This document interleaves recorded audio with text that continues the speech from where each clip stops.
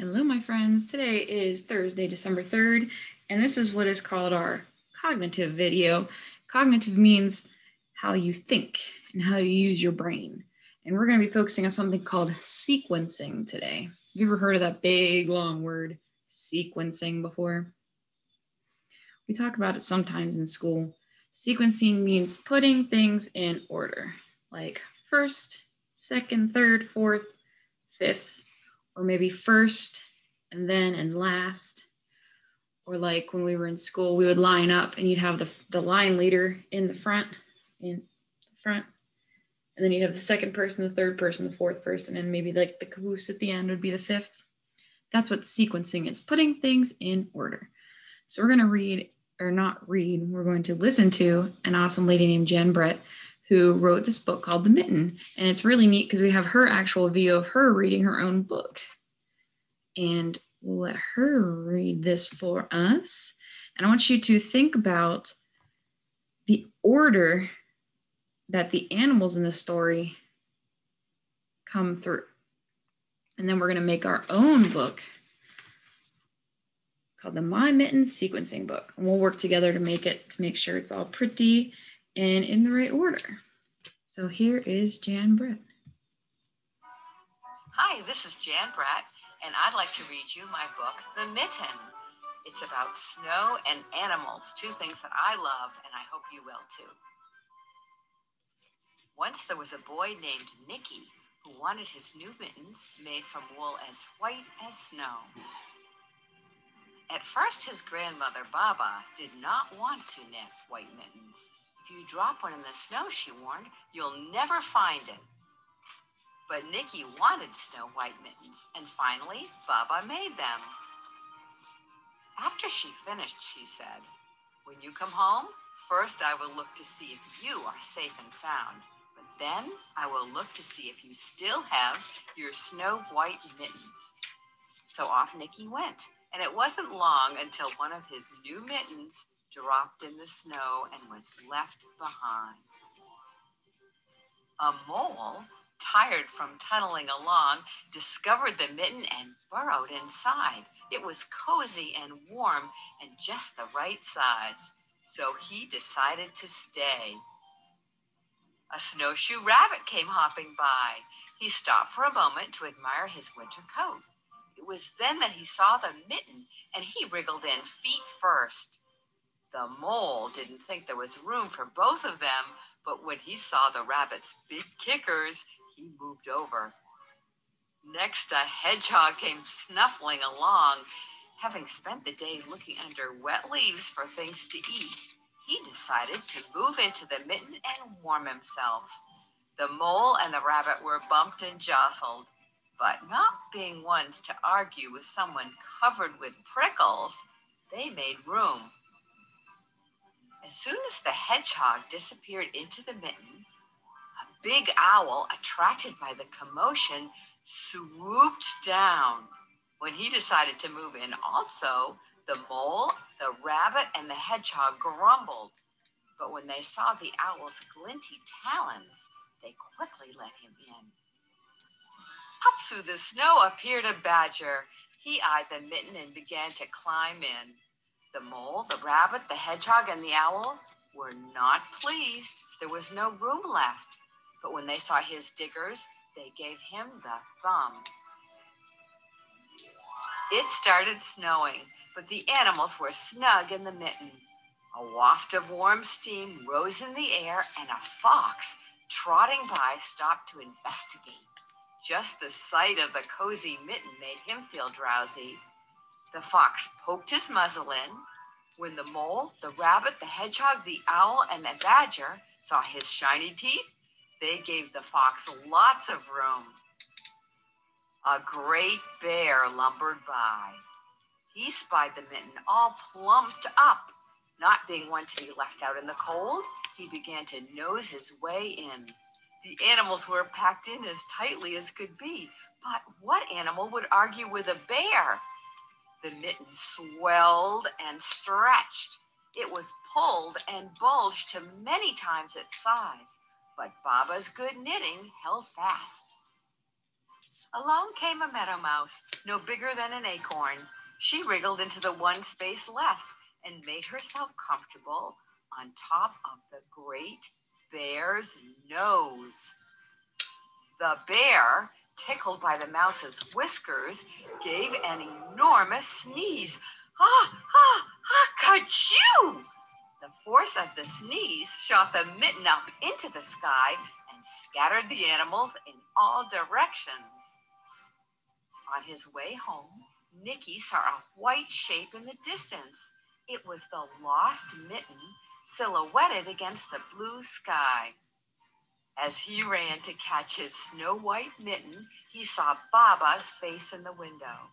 First, she looked to see if he was safe and sound, and then she saw that he still had his new mittens.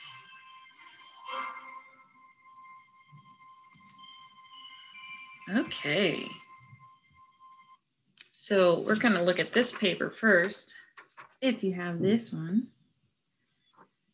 And I'll let you fill in your own pieces on this, but it says you can draw or write what happened in the beginning, middle, and end of the story. So what happened at the very beginning? How did our story start? I'll give you a little hint with the pictures. How did our story start? There was a boy named Nicky, right? Here's Nicky from our little packet of sequencing books. And he wanted what from his Baba? Snow white gloves, right? And she kept saying, you're gonna lose them in the snow because they're white. And he said, well, I still want them anyway. And she said, all right. So she made them. And then what happened? Yeah, she said, I'm gonna make sure when you come back that 1, you're safe. And then 2, I'm gonna see if you lost those gloves or not. And then Nicky goes off and does what? Loses a mitten. Crazy Nicky. So then, what happens in the whole middle of the story? Right, a bunch of just animals start piling into the mittens. Could that happen in real life? Could you put a bear and a fox and an owl and every other animal into a mitten? No, that would be crazy. Mittens are usually just the size of your hand. Maybe like a mouse could fit in there or a mole or some small animal, but not a bear. That would be crazy. So in the very end of our book, what happens? All those animals are in that mitten, and then the mouse crawls on top of the bear's nose, and the bear does what? He sneezes and they all fly out. And Nicky finds his mitten and heads home, right? Yeah, that's how our story kind of lines up. That's sequencing. First, he got the mittens, then he lost one. Then all the animals came in. And then the animals all left because the bear sneezed. And then Nicky got his mitten back. So on your paper, if you wanted to, you could draw in the beginning or write in the beginning that Nicky got mittens and accidentally lost one. In the middle, a bunch of animals piled in. And at the end, Nicky ends up finding his glove and going back home. I keep calling it a glove. I'm used to gloves. But mittens are usually the ones that cover all of these fingers and then have one. It looks like 2 giant fingers. But gloves are the ones with 5 separates. So I got to remember, this is the mitten, not the glove, by Jan Brett. All right, so we're going to make our sequencing book, which I just realized I'm missing a page of, and I hope you're not. That would be sad, but that's okay. So our first page, I already cut these, so you're going to cut on the dotted lines and separate all the pages out. And I'm going to kind of play the story along, and we're going to sequence our animals together with the story. So the first page says, this is Nicky's mitten. Now on this page, since I'm missing some, I'm going to put the Baba did not want to the first animal in there. So we'll have to think. Do you know what the first animal was? But Nicky wanted Snow White mittens. I'm going to skip ahead to where he might be. Made them. When you come home, you're safe and sound. Where are you, first animal? Your snow until one of his new mittens Right. dropped in the They give you a snow hint and on the was pages left or on behind. the sides of the videos too of what animal might be coming Tired next. from tunneling along, discovered So the our mitten and burrowed inside. mole is It was first, cozy right? and warm and So we'll just put the him in right our mitten. size. I'm gonna tape So mine. he decided to stay. You can glue yours on. A snowshoe rabbit came hopping by. All right. First, there's a mole in the mitten. And then next was a what? It says, come into the mitten. She said a snowshoe what? A rabbit, right? Rabbit. That's him on the side of the screen there. Snowshoe rabbit, come into the mitten. So we're going to write the word rabbit down here if you can. That's R-A-B-B-I-T. You can copy the words that are on the picture too, which is nice. I like to just go R. It's hard to see when it's this small, huh? A-B-B-I-T. Rabbit. I should have wrote mole on the first one, huh? All right. Next one. Do you see the hint on the page of who's next? He stopped for a moment to admire his winter coat. It was then that he saw the mitten, and he wriggled in feet first. The mole didn't think there was room for both of them, but when he saw the rabbit's big kickers, he moved over. All right. I'm going to write down on my card who I think is next, and we'll see if we match.